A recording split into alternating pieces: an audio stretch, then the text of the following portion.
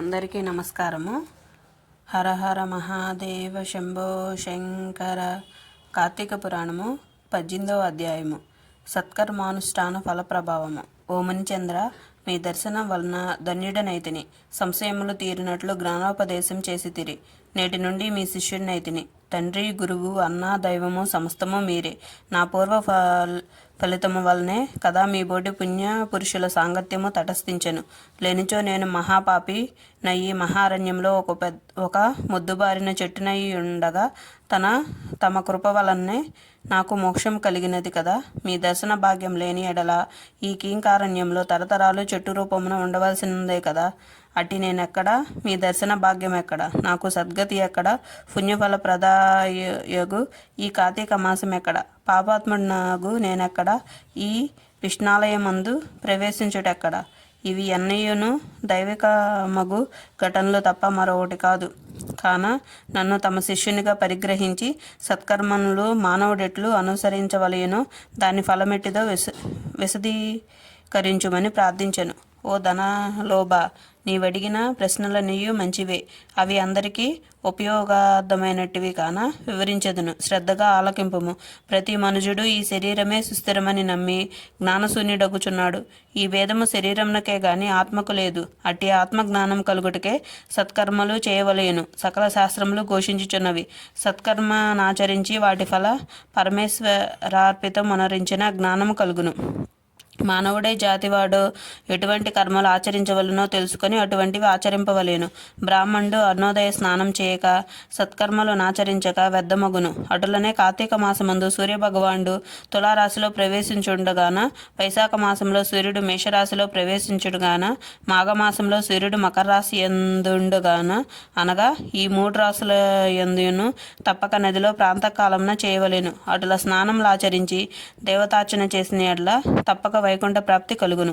సూర్యచంద్రగ్రహణ సమయములందున తదితర పుణ్య దినముల యందు స్నానం చేయవచ్చును. ప్రాంతకాలంన స్నానం చేసిన మనుజుడు సంధ్యావందనం, సూర్య నమస్కారాలు చేయవలెను. అట్లు ఆచరించిన వాడు కర్మభ్రష్టుడగును. కార్తీక మాసమందు అరుణోదయ స్నానం ఆచరించిన వారికి చతుర్విధ పురుషార్థములు సిద్ధించును. కార్తీక మాసంలో సమానమైన మాసము, వేదములతో సరితూగు శాస్త్రము, గంగా గోదావరి నదులకు సమాన తీర్థములు, బ్రాహ్మణులకు సమానమైన జాతియు, భార్యతో సరిదూగు సుఖమును, ధర్మంతో సమానమైన మిత్రుడును, శ్రీహరితో సమానమైన దేవుడును లేడని తెలుసుకొనుడు.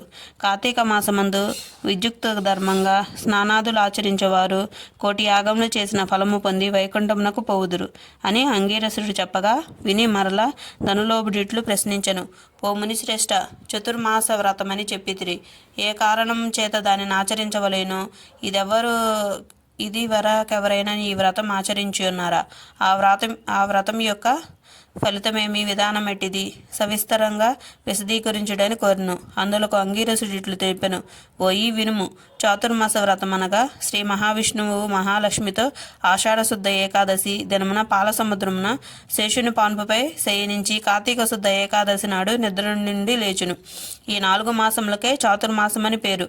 అనగా ఆషాఢ శుద్ధ ఏకాదశి, శయన ఏకాదశి అనియు, కార్తీక శుద్ధ ఏకాదశి అనియు, ఉత్తాన ఏకాదశి అనియు, ఈ వ్రతమునకు చాతుర్మాస వ్రతం అనియు పేర్లు. ఈ 4 మాసములో శ్రీహరి ప్రీతి కొరకు స్నాన, దాన, జప, తపాది సత్కార్యములు చేసినచో పూర్ణఫలము కలుగును. ఈ సంగతి శ్రీ మహావిష్ణువు వలన తెలుసుకొంటిని కాన ఆ సంగతులు నీకు తెలియచేయుచున్నాను.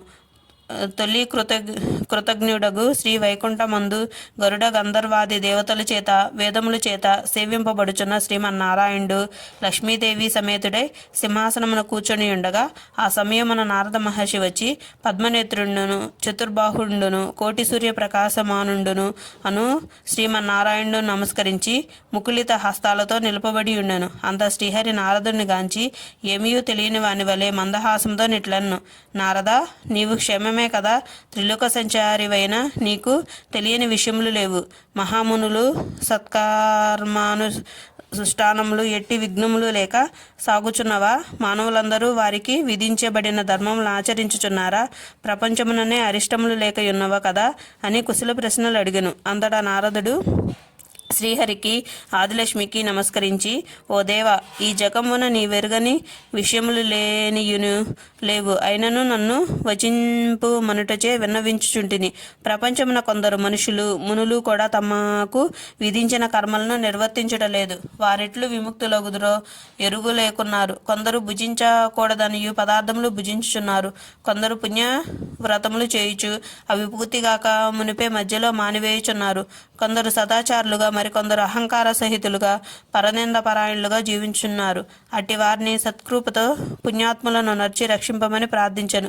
జగన్నాటక సూత్రధారుడైన శ్రీమన్నారాయణుడు కలవరపడి లక్ష్మీదేవితో, గరుడ గంధర్వాది దేవతలతో, వేల కొలది మహర్షులున్న భూలోకానికి వచ్చి ముసలి బ్రాహ్మణ రూపంతో ఒంటరిగా తిరుగుచుండెను. ప్రపంచమంతయు తన దయావలోకమును వీక్షించి రక్షించుచున్న దామోదరుడు ప్రాణుల భక్తి శ్రద్ధలను పరీక్షించుచుండెను.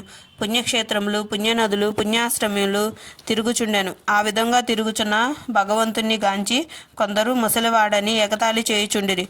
కొందరు ఈ ముసలివానితో మనకేమియు అని ఊరుకుంటిరి. కొందరు గర్విష్ఠులైరి, మరికొందరు కామాతులై శ్రీహరిని కన్నెత్తైనను చూడకుండిరి.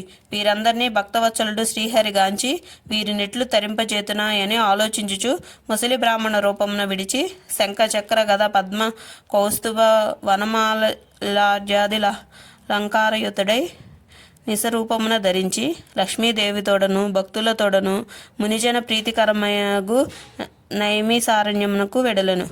ఆ వనమందు తపస్సు చేసుకొనుచున్న మునిపుంగవులను స్వయంగా తమ ఆశ్రములకు కరుదించిన సచ్చిదానంద స్వరూపుడగు శ్రీమన్నారాయణ్ణి దర్శించి భక్తి శ్రద్ధలతో ప్రణమిల్లి అంజలి ఘటించి ఆదిదేవములగు లక్ష్మీనారాయణులకు నిట్లు స్తోత్రము గావించిరి.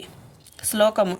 శాంతాకారం భుజగశయనం పద్మనాభం సురేశం విశ్వకారం గగనసదృశ్యం మేఘవర్ణం శుభాంగహం లక్ష్మీకాంత కమలనయనం యోగిహృద్యానగమ్యం వందే విష్ణుం భయభయహరం సర్వలోకైకనాథం.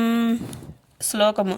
లక్ష్మీ క్షీరసముద్ర రాజతనయ శ్రీరంగధామేశ్వరీ దాసీభూత సమస్తదేవ వనితాం లోకైక దీపాంకురం శ్రీమన్మంద కటాక్షలబ్ధ విభ్రవందేంద్ర గంగాధరం త్వైలేక్య కుటుంబిని సరసిజిం వందే ముకుంద ప్రియం. 18వ రోజు పారాయణం సమాప్తం. మీకు అందరికీ ఈ వీడియో నచ్చితే లైక్ చేసి, షేర్ చేసి, సబ్స్క్రైబ్ చేయండి ఫ్రెండ్స్. Thank you.